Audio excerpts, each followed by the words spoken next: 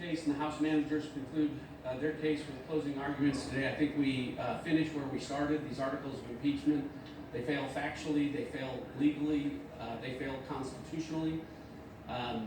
There wasn't bipartisan support for impeachment over in the House, and there won't be bipartisan support for removal here in the Senate. And with that, I'll yield to Mr. Zeldin. And in the House, there was bipartisan opposition to the impeachment.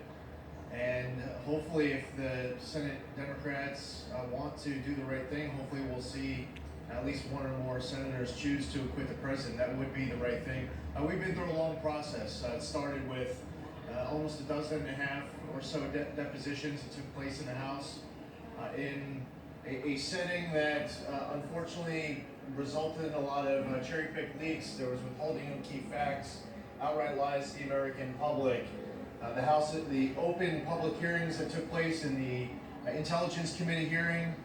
So from the closed-door depositions through those public Intelligence Committee hearings, the President's counsel wasn't even invited in a room, wasn't allowed to call witnesses to cross-examine witnesses to present evidence.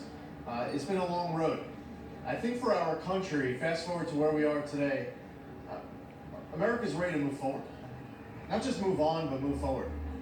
And as we saw videos being played during Jay Sekulo's closing arguments of Republicans and Democrats in the House and Senate working together on key bipartisan priorities, I think substantively that's what America needs. We need to move on from this. The president should be acquitted, and we'll be happy to answer any questions you have.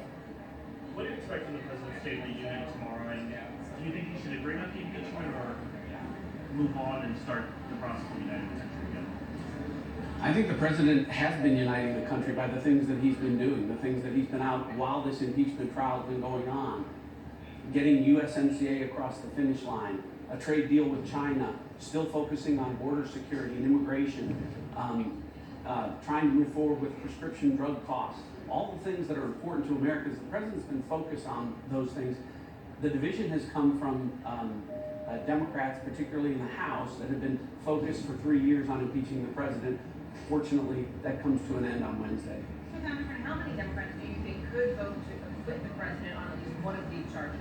I would expect that with regard to the second article, the idea of obstruction of Congress, I will be very surprised if there aren't more than just a few Democrats that vote to acquit on that. It's so. Do you think that's possible, that a couple of Democrats could actually vote to acquit the president? I think that the evidence is so strong with regard to both articles. But when you have constitutional scholars that are Democrats that saying it's essentially an admission of constitutional illiteracy to say that the separation of powers is an impeachable offense, I think you're going to see a number of Democrats peel off. That was really, both articles were a stretch, but that was a stretch and a jump by House Democrats. You bet. Thank you.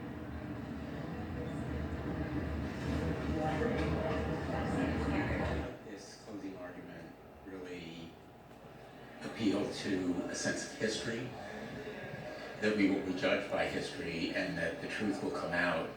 History will judge harshly members of the Senate who lack the courage to stand up to this president. It takes courage, no question, backbone, grit, and this appeal was beyond the specific evidence. It was about character and decency and courage. What do you think about the State of the Union tomorrow? We just have the president to say. I think the president's going to be boasting and bellicose, unfortunately, as he has been in the past, instead of contrite, which he should be because he broke the law. He committed soliciting bribery. I hope that he will put aside the impeachment trial and talk about the challenges that we face in infrastructure and education and healthcare. But we need to do the right thing here. And the right thing is to have the character and sense of decency to know that our republic and our freedoms are in danger.